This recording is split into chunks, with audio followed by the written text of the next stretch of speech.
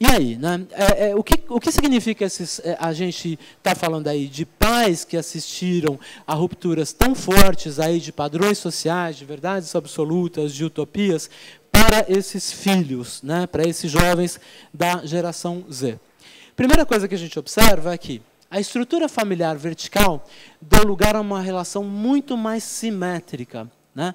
Então, a igualdade e o respeito tomaram um lugar de protagonismo dentro da família. Então, aquela família que era baseada no monólogo, na ordem, no faça, no vá, no estude, no faça isso ou aquilo, ela é substituída por filhos de uma geração que está mais, ou que foi muito desafiada por uma série de mudanças e que conseguiu prover um diálogo muito mais forte com os seus filhos. Então, quando alguém me pergunta assim, o que mais define a geração atual de jovens? Para mim, é o diálogo muito mais do que o monólogo. Eles retrucam, eles negociam, né? Ao contrário das gerações anteriores que simplesmente obedeciam, nós estamos falando hoje com jovens que se sentem no direito de perguntar, mas por que eu tenho que ir para essa escola e não vou para aquela? Por que eu tenho que dormir agora? Por que eu não posso ver esse filme? Né? E eles são extremamente expostos à informação, né? E como eles conseguem, na realidade, avaliar e pesquisar muitas coisas, eles têm um repertório para discussão muito forte. Então, é uma geração de negociação e de diálogo muito forte, o que deixa uma situação muito difícil para os pais, é muito complicado em alguns momentos, né? E também abre uma brecha extremamente importante para as empresas, sobre a qual eu vou falar um pouquinho mais tarde, essa questão do diálogo. Vamos guardar isso. Mas o que é interessante a gente olhar é que essa família mais aberta, menos podadora, menos castradora, ela é uma família muito acolhedora. Quando a gente pergunta para os jovens o que eles acham da família, eles falam, eu gosto muito de fazer coisas com a minha família. 84% diz isso. Ou seja, aquele conflito de gerações que a gente via antigamente, que era tão comum entre os pais e os filhos, ela dá agora lugar para uma relação muito mais estável, muito menos problemática, muito menos conflituosa do que ela era. E quem influencia esse indivíduo? Primeiro lugar, primeiríssimo lugar, a mãe. Segundo, o pai. Terceiro, os irmãos. Em quarto lugar, outros familiares, e aí vem os amigos. Vejam como eles não têm mais esse distanciamento tão forte, tão pesado com a família que a gente via antigamente, né? Então, a família se tornou um refúgio muito agradável para o jovem, diferentemente do que era antigamente. Aliás, outro dia, eu estava num debate com uma socióloga que se chama Miriam Goldberg, que ela faz bastante coisa com a gente faz muitos trabalhos em conjunto e etc. E no bate-papo a gente até cunhou uma expressão, porque a gente estava falando dessa coisa do conflito de gerações, que acabou e etc.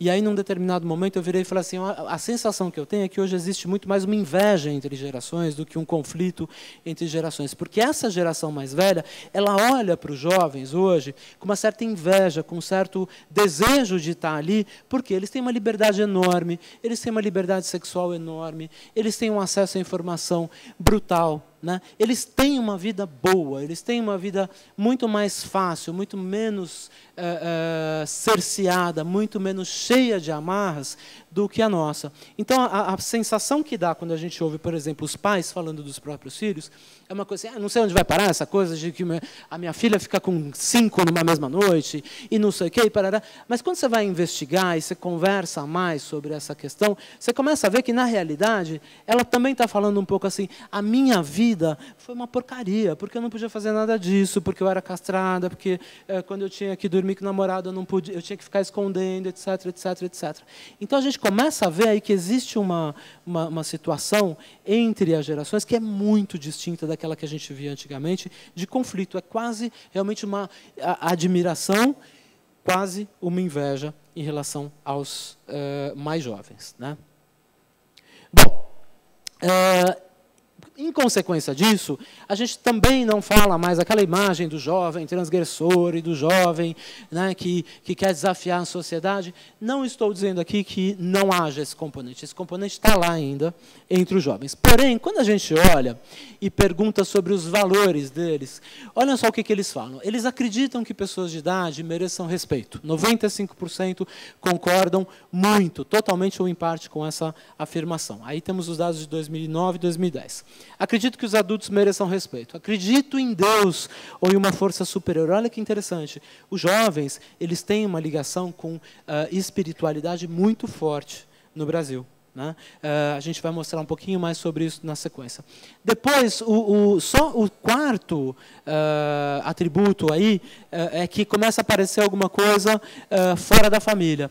Então, eles falam, eu sempre procuro me divertir ao máximo que posso. Né? E depois volta de novo a questão de uma coisa em relação à coletividade. É muito importante para mim fazer coisas para os outros e para ajudar a fazer do mundo um lugar melhor.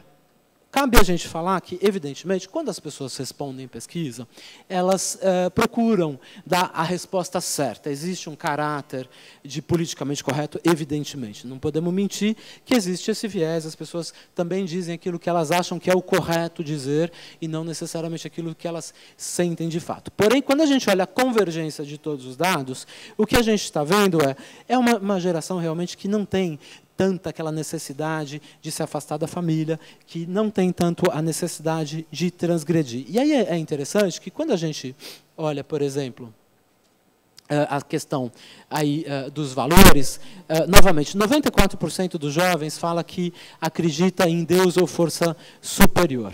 Né? Outra característica interessante entre os valores desse jovem brasileiro é 80% deles têm amigos de outras raças. Né?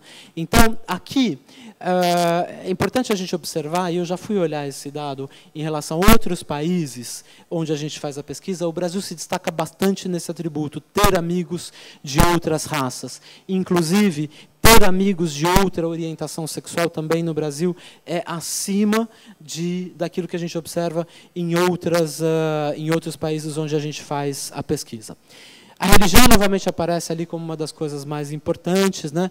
E a diversidade religiosa, de novo. Então, o que a gente está vendo aqui, no geral? 5 minutos? Caramba, passou rápido.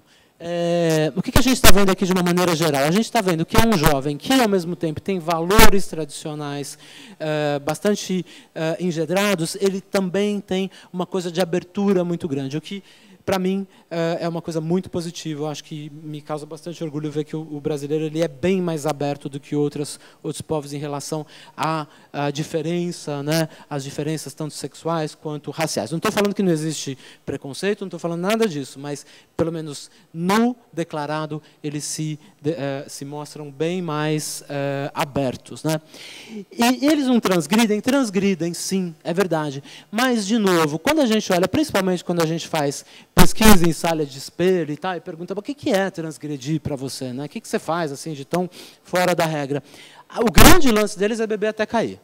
É isso. Basicamente é isso. Quer dizer, não é nem uma coisa assim tão transgressora quanto se possa imaginar. Eles não mencionam droga, não mencionam nada disso. É uma coisa quase ingênua. É beber até cair mesmo. Né? Bom, aí só para a gente fechar, como é que eu falo com esse pessoal? Onde eu acho essa turma? Né? É importante a gente conhecer, saber quantos são, mas eu preciso achá-los. Né? Primeira coisa, como eu falei para vocês, gente, a TV ainda reina absoluta. Então, quando você pergunta qual é o meio de informação que eles preferem para a obtenção de informações, eles falam de maneira disparada TV. Caiu em relação ao ano de 2009. Quem cresce é, evidentemente, a internet, mas a gente observa aí que a televisão ainda reina absoluta no Brasil aí como um fator extremamente importante, mas a internet crescendo bastante. Né? O que eles têm em casa? Atenção, gente, muito importante esse dado aqui. Eu mencionei para vocês, 81% dos adolescentes têm celular. E eles, se vocês repararam lá no anterior, eles usam muito pouco ainda o celular como mídia, eles usam ainda para falar. A gente sabe que existe a questão do pré-pago, a gente sabe que ainda existe uma limitação, inclusive do aparelho no Brasil. Muita gente não tem aparelhos extremamente sofisticados, porém, alô, marqueteiros, esse é um mercado muito importante para a gente. Esse é um veículo que vai crescer muito, e nas declarações dos jovens eles falam, quando você fala assim do futuro, que é onde você se vê cada vez mais buscando informação, eles falam muito do celular como um veículo para o futuro. E, por fim, o que eles mais fazem online? De novo, gente, eles gostam de bater papo. Ou eles estão no Orkut, ou eles estão no MSN, ou eles estão no Google buscando informação. Vejam que aqui ainda não aparecia o Facebook no ano passado. Olha como o Facebook foi um fenômeno extremamente recente, mas ele certamente vai aparecer esse ano, a pesquisa está saindo logo mais, né? Mas, basicamente, o takeaway é eles estão lá falando, conversando.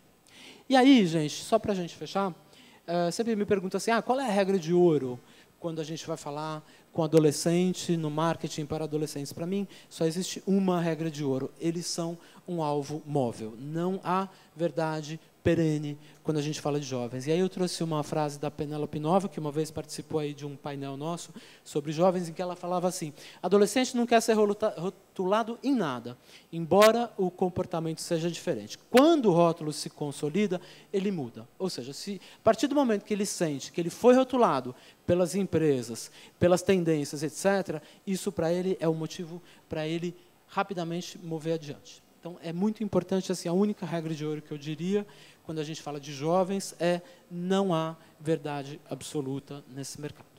Ok?